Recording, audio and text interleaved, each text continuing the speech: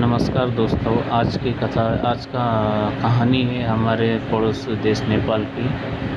कहा जाता है कई साल पहले नेपाल में गुरु मापा करके एक दानव हुआ करता था जो इंसानी बच्चे यानी इंसानों को खाया करता था।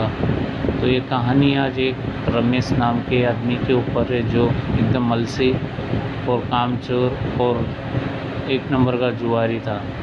ये कहानी इन दोनों के बीच में। तो इस कहानी को हम स्टार्ट करते हैं। एक रमेश नाम का एक आदमी था जो अपने घर पे आराम से ज़िंदगी गुजार रहा था। उसके पास इतने सारे पैसे थे कि अपना घर चल जाता था। एकदम खुश था, स्वभाव का भी इतना काफ़ी अच्छा था।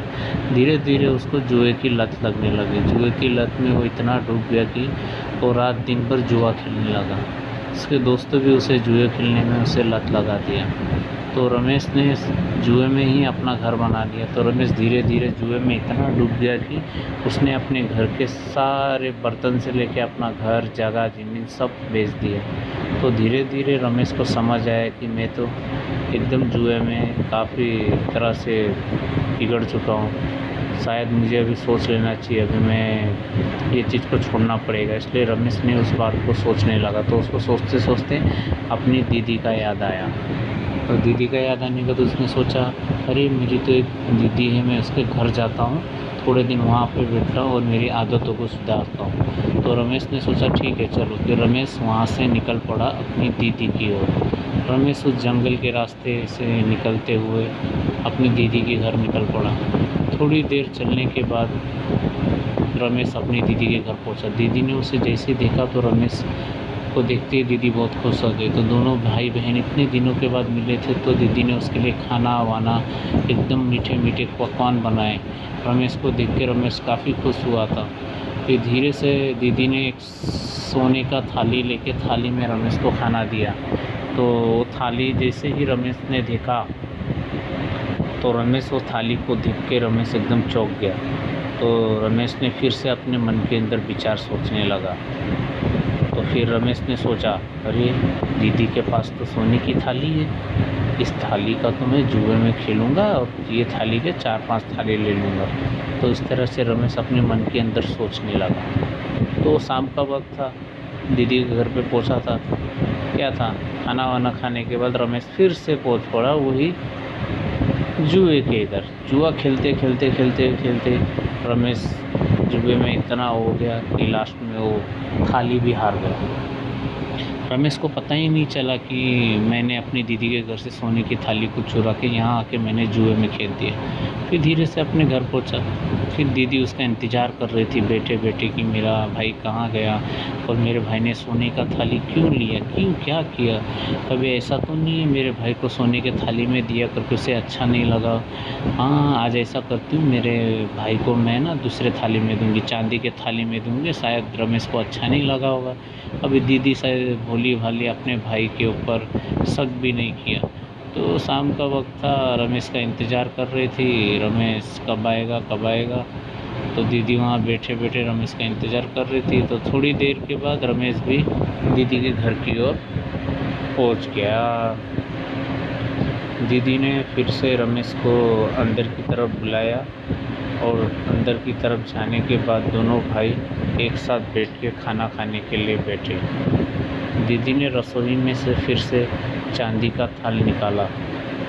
जैसे ही वो चांदी का थाल रमेश ने देखा तो उसे भी चुरा के खा गया। फिर दीदी को पता चला तो दीदी ने रमेश को काफ़ी चिल्लाया, तू निकम्मा चोर, तुझे चोरी के सिवा कुछ नहीं आता, तूने अपनी दीदी घर से सोने का थाली, चांदी का थाली सब चोर लिया, तेरे को शर्म नहीं आता, तू डूब के मर जा, तू मेरा भाई नहीं है, तू एकदम चोर है, चोर जुआड़ी है करके दीदी ने उसे काफ़ी चिल्लाया। इस बात को सुन के रमेश को एकदम गुस्सा आया।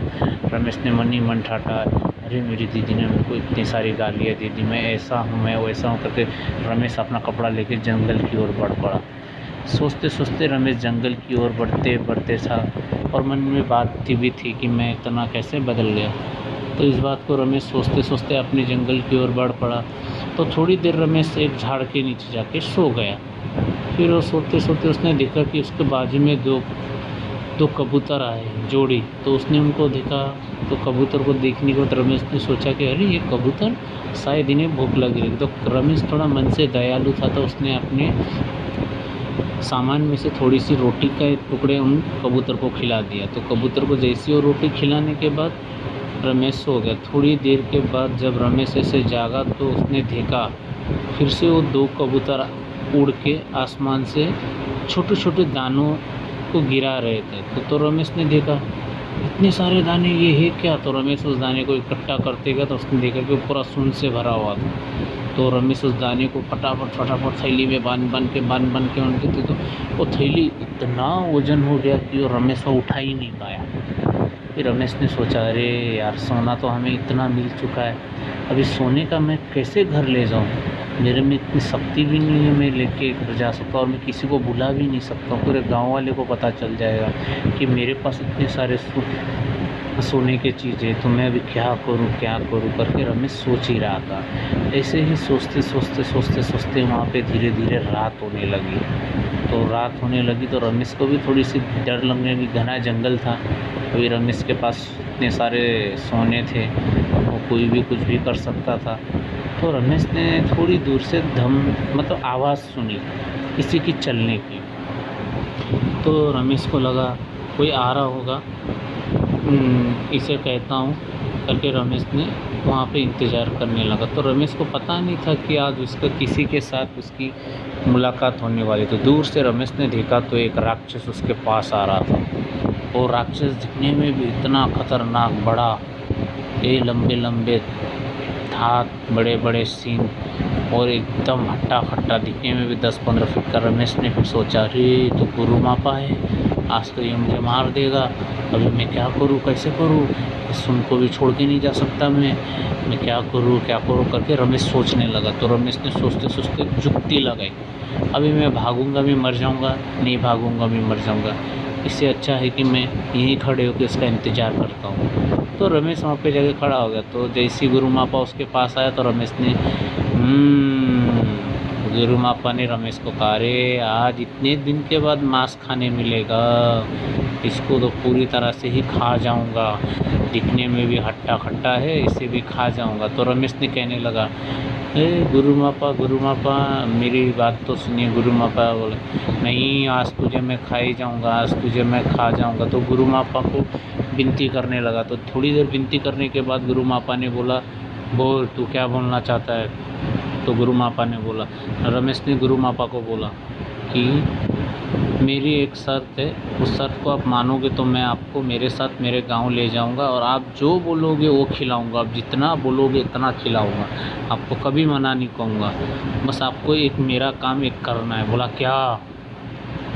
ये दिख रहा है ये जो मेरा एक थैली है बहुत वजन है, इसे मैं उठा नहीं पा रहा हूँ। अगर इस थैली को आप मेरे घर तक ले जाओगे तो आपको मैं रोज़ अच्छे अच्छे खाने की चीज़ें खिलाऊंगा और आपको पेट भर के खिलाऊंगा, आपको ऐसे जंगल में भटकना नहीं पड़ेगा और आपको एक स्थान भी दूंगा, स्थान में बैठ के आप जब आपको खाना चाहिए उस वक्त मुझे आवाज़ दीजिएगा, मैं आपके सामने आ जाता हूँ। गुरु मापा के लेके घर गया और ढेर सारा भोजन दिया और गुरु मापा ने भी कितने सालों बाद इतना अच्छा भोजन खाया।